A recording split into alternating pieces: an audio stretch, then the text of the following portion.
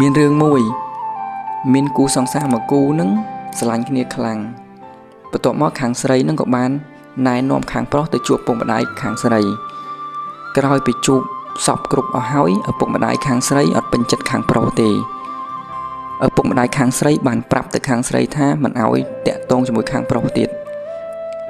ក្រោយពីដឹងរឿងនឹងហើយខាងប្រុសនឹងក៏បានពិបាកចិត្តបាយមិននឹកទឹកក៏មិនស្រែក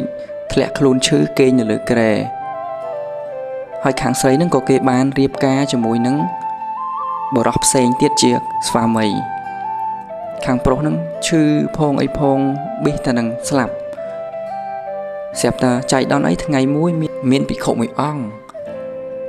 លោកបានប្រមើលមើលដឹងសពគ្រប់រឿងអស់ហើយលោកក៏និមន្តមកប្រោះបុគ្គលម្នាក់នឹងដោយលោកនិមន្តបិណ្ឌបាតនៅមុខផ្ទះរបស់បរិសុទ្ធម្នាក់នឹងអញ្ចឹងអ្នកបម្រើរបស់បរិសុទ្ធម្នាក់នឹងក៏បានឃើញ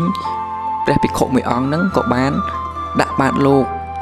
ក្រោយមកភិក្ខុម្នាក់នឹងក៏បានសួរទៅកាន់អ្នកបម្រើនឹងថាតើផ្ទះរបស់ញោមមានអ្នកជំងឺមែនទេ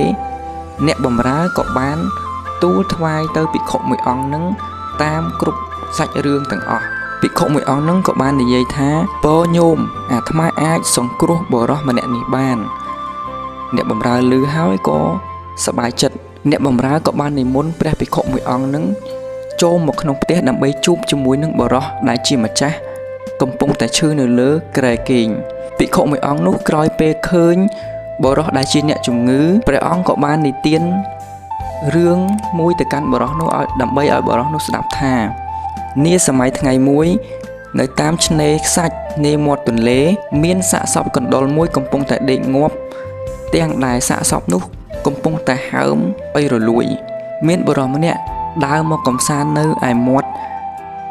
ទន្លេនាឆ្នេរនោះក៏បានឃើញសាកសពរបស់សត្វកណ្ដុរបុរសទី1នោះបានយកដៃខ្ទប់ច្រមុះដោយអំណាចក្លិនស្អុយនៃសាកសពសត្វកណ្ដុរនោះបុរសម្នាក់នោះក៏បានដើរចេញទៅមួយសន្ទុះក្រោយមកមានបុរសម្នាក់ទៀតដែលជាបុរសទី2បានដើរមកកំសាន្តនៅឯឆ្នេរខ្សាច់នោះក៏បានឃើញសាកសពសត្វកណ្ដុរបុរសទី2ក៏បានយកក្រណាត់យកទៅគ្របនៅលើសាកសពរបស់សត្វកណ្ដុរដើម្បីកុំឲ្យមានភាយក្លិនស្អុយទៅកាន់អ្នកដទៃទៀតក្រោយមកក៏បានដើរចេញបាត់ទៅលំដាប់នោះក៏មានបុរសទី3ដើរមកកំសាន្តនៅឯឆ្នេរខ្សាច់បុរសទី3បានឃើញសាកសពសត្វកណ្ដុរដែលស្អុយរលួយ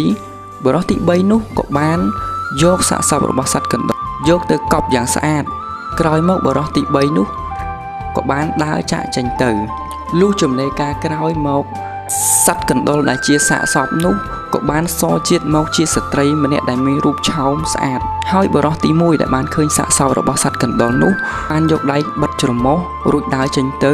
ក៏បានคล้ายទៅជាញាតិចំណែកឯបុរសទី2ដែលបានឃើញសាកសពកណ្ដុររួចយកក្រណាត់ទៅគ្របនៅលើសាកសពសត្វកណ្ដុរក៏បានคล้ายទៅជាគូសង្សារដែលបានជួបគ្នានិងស្រឡាញ់គ្នារួចក៏បានបែកគ្នាទៅចំណែកឯបុរសទី3ដែលជាបុរសបានយកសាកសពរបស់សត្វកណ្ដុរនោះទៅកប់ក៏បានคล้ายទៅជាស្វាមីរបស់ស្ត្រីនេះឯងដូច្នេះហើយក្រោយពីបាននិទានរឿងនេះចប់សពគ្រប់ព្រះភិក្ខុមួយអង្គនោះក៏បានប្រាប់ទៅកាន់បរិសុទ្ធដែលជាម្ចាស់ផ្ទះឈឺនោះថាបរិសុទ្ធទី2ដែលបានយកក្រណាត់ទៅគ្របទៅនឹងសាកសពរបស់សត្វកណ្ដុរនោះគឺជាបរិសុទ្ធនេះឯងសាកសពសត្វកណ្ដុរដែលស្អុយរលួយគឺជាស្ត្រីដែលជាគូសង្សាររបស់បុគ្គលនេះឯងក្រោយពីបានស្ដាប់ព្រះភិក្ខុមានសង្ឃដីការួចរាល់បុរសម្នាក់នោះក៏បានធូរហូរដល់ជាសះស្បើយជាធម្មតាឡើងវិញដូច្នេះព្រះពុទ្ធអង្គមានពុទ្ធដីកាថាការដែលយើងជួបគ្នាបានគ្នាជាប្តីប្រពន្ធមិនមែនកើតដោយឯងនោះទេសុទ្ធតែមានហេតុនិងផលច្បាស់លាស់ហេតុដែលនាំឲ្យបានគ្នាជាប្តីប្រពន្ធមាន3ទី1ធ្លាប់ធ្វើបុណ្យផ្សងជាមួយគ្នាពីអតីតជាតិទី2ធ្លាប់រួមរស់ជាមួយគ្នាកាលពីអតីតជាតិទី3ការធ្វើប្រយោជន៍ឲ្យគ្នាក្នុងបច្ចុប្បន្នជាតិប៉ុន្តែហើយហេតុដែលនាំឲ្យជួបគ្នាគឺមាន3នេះឯងដែលយើងហៅថាបុព្វេសន្និវាសសេនៈអញ្ចឹងហើយយើងមានឆ្ងល់ថាហេតុអ្វីមនុស្សនៅលើផែនដីនេះមានរាប់ពាន់លាននាក់ប៉ុន្តែបែរជាបណ្ដាលឲ្យយើងជួបជាមួយនឹងម្នាក់នឹងជួបមនុស្សនៅប្រទេសផ្សេងច្រើនរាប់រយលានអ្នកទៀតហេតុអីយើងមិនជួបអ្នកខ្លះកើតមក ដល់យើងស្លាប់ទៅវិញខ្លួនទៀតក៏យើងអាចបានជួបគ្នាដែរហ្នឹងហើយគឺមកពីយើងអត់មានឧបនិស្ស័យពីអតីតជាតិឧបនិស្ស័យពីអតីតជាតិនឹងហើយទើបនាំឲ្យយើងជួបគ្នានាបច្ចុប្បន្នជាតិនេះឯងទី2ក្រោយពេលដែលយើងជួបគ្នាមានឧបនិស្ស័យពីអតីតជាតិធ្វើបន់ផ្សងជាមួយគ្នាពីអតីតជាតិហើយធ្លាប់រួមរស់គ្នាពីអតីតជាតិហើយ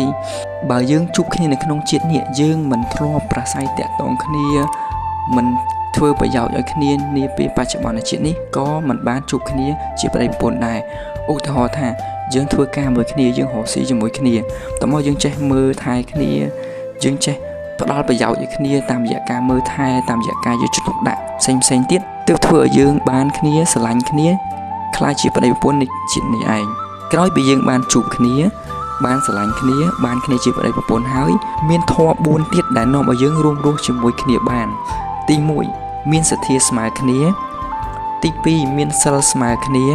ទី3មានការបរិច្ចាគស្មើគ្នាទី4មានបញ្ញាស្មើគ្នាធម៌ទាំង4នេះទើបធ្វើឲ្យយើងរួមរស់ជាមួយគ្នាបានប៉ុន្តែក្រៅពីនោះដើម្បីរក្សាគ្នាឲ្យបានយូរអង្វែងទៅថ្ងៃមុខដល់ចាស់ព្រឹកចាស់ព្រេងមាន6ចំណុចទៀតទី1អត់ឱនគោរពគ្នា